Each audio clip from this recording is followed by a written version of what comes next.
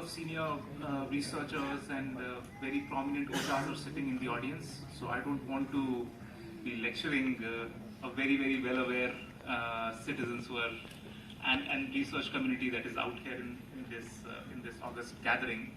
But I will, since I've been given the task to talk about history, and I did my sort of digging up on history when I was writing my book. It has been 4 or 5 years since I wrote the book, and my publisher says that you need to add more layers to it because now the rest of the country is very interested to learn about the Northeast. They realize that they know nothing about the region, and they are very unhappy with the kind of narratives that television discussions are portraying as Ramiji was also mentioning, some kind of binaries which are being put out on these television discussions is far away from the reality. Therefore, it is important to know where we come from, know our history. More than all of you, I think it's the rest of the country who should be aware of this, such a vital, beautiful part of our country. Having said that, I will just try to narrate a few things which I believe are important. Let us start from, if I were to talk about the colonial dimension of the northeastern region, I would first start off with the word Northeast itself. When I for the first time reached Guwahati, I asked myself, why is this place called Northeast? It should be Far East because it is the eastern side. It is nowhere geographically, if you see India, north is north and south is south. That is east, right? Where does Northeast word come from? And that took me into an intellectual journey, reading papers, research papers, ethnic reports, etc., just to figure out the coinage of these terms. Another thing that used to baffle me was this word called scheduled. Where is this origin of this word scheduled? Okay, so that also, intellectually used to challenge me. Where are these words coming from? These words are clearly not associated with any Indic traditions. These words are not our words, right? It has been conceptualized, created, and pasted on us from outside. What are the origins for these things? And that drew me into exploring. What I realized was that, when Britishers came in from the East through the East India Company, they first acquired the Diwani of Bengal. And that was around 1765.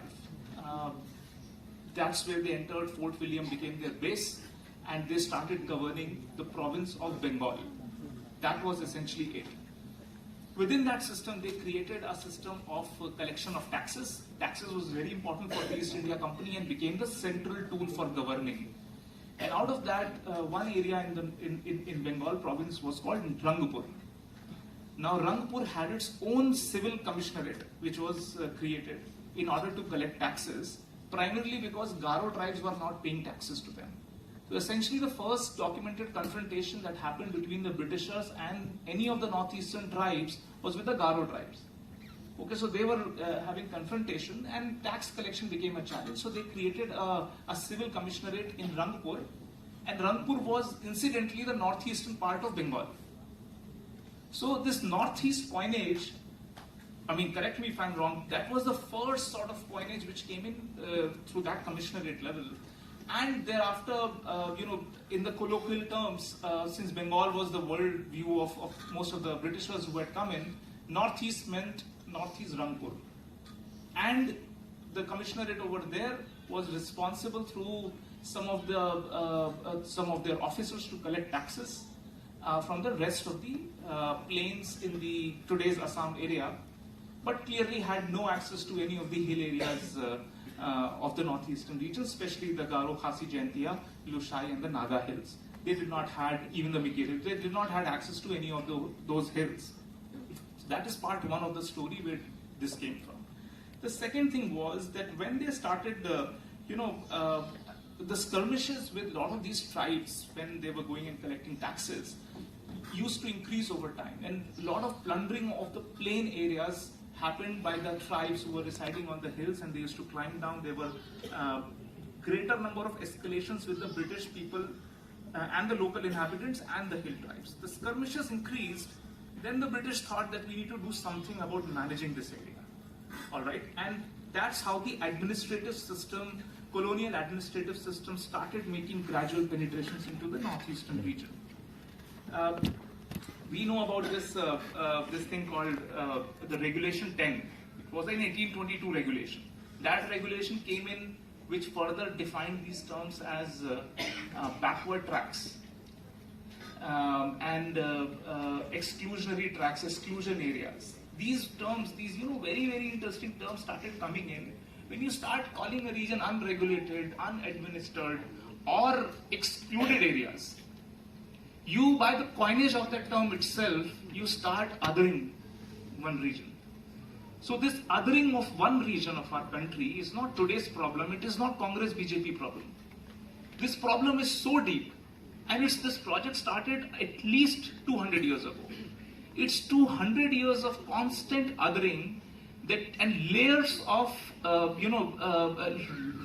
and regulations and tax systems and colonial structures that were put in that kept creating a gulf between what is today's Northeast and what is the rest part of the country.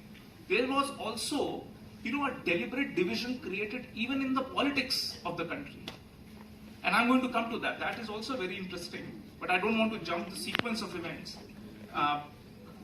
We all know that, while these skirmishes were happening between the tribes and the plain areas, in 1826 we had the Yangdabu Treaty, which is like an epochal event in the northeastern region.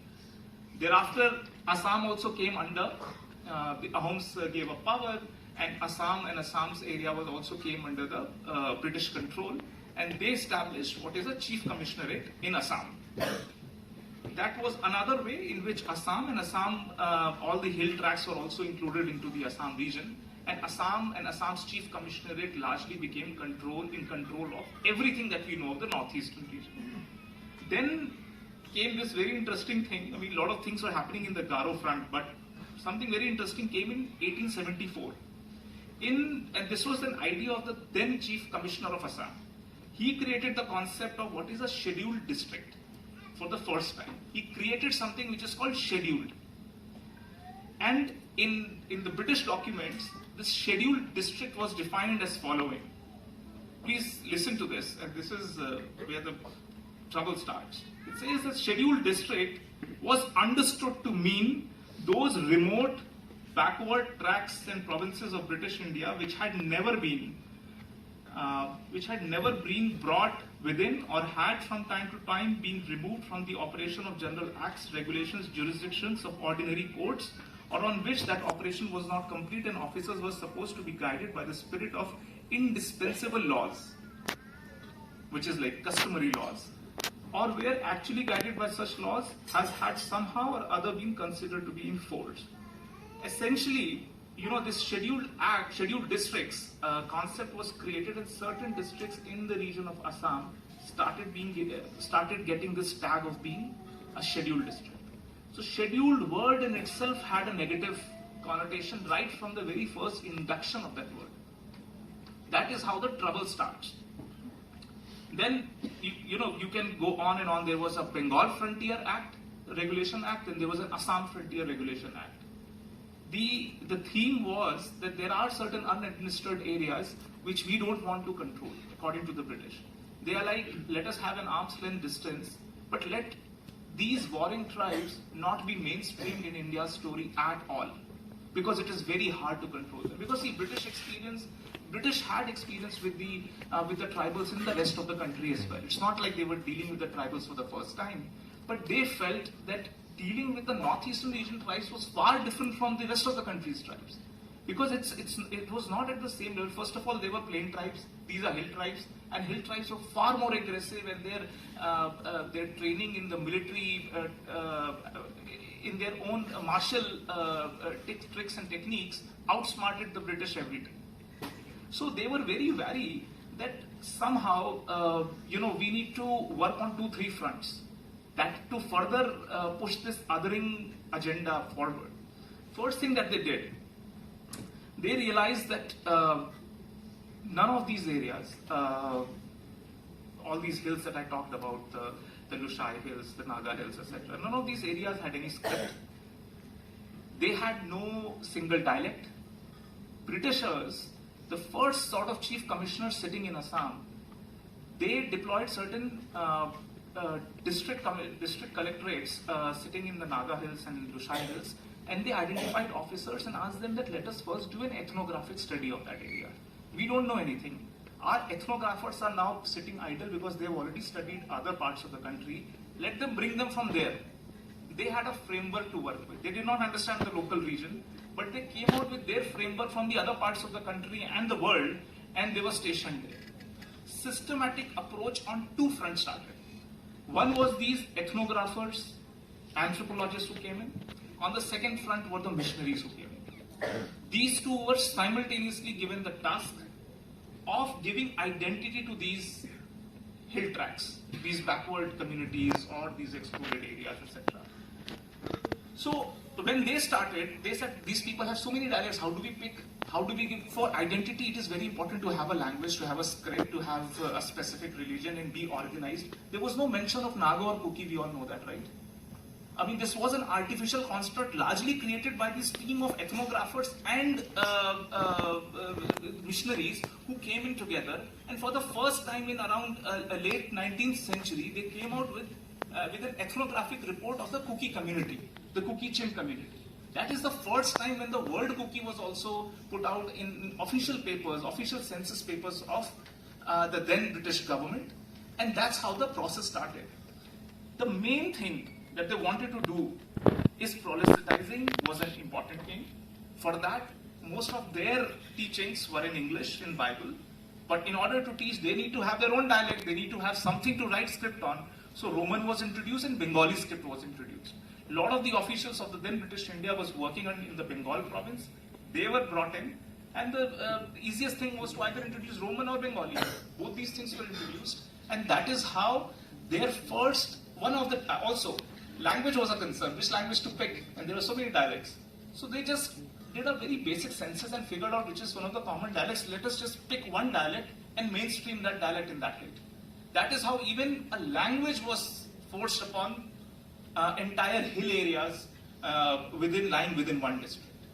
So look at the sharpness and the surgical operation in which the Britishers were trying to create identity out of thin air, out of fuzziness that existed in that region.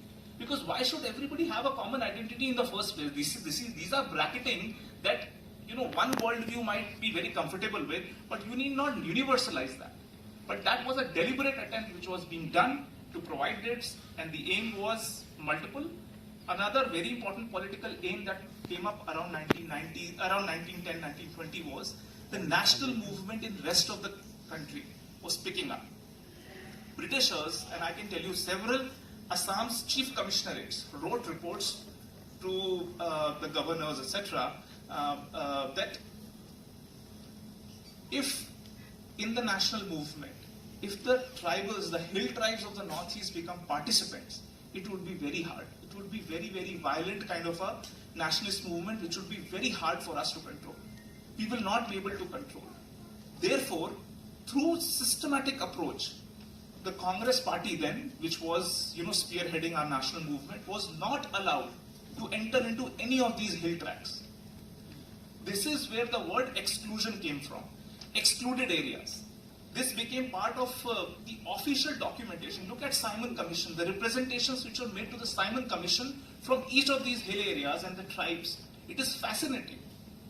If you read those histories, you will realize that they themselves said that, sir, we are excluded areas. Please do not, whenever you are trying to think of any kind of a constitutional arrangement with the rest of the countries, we are different.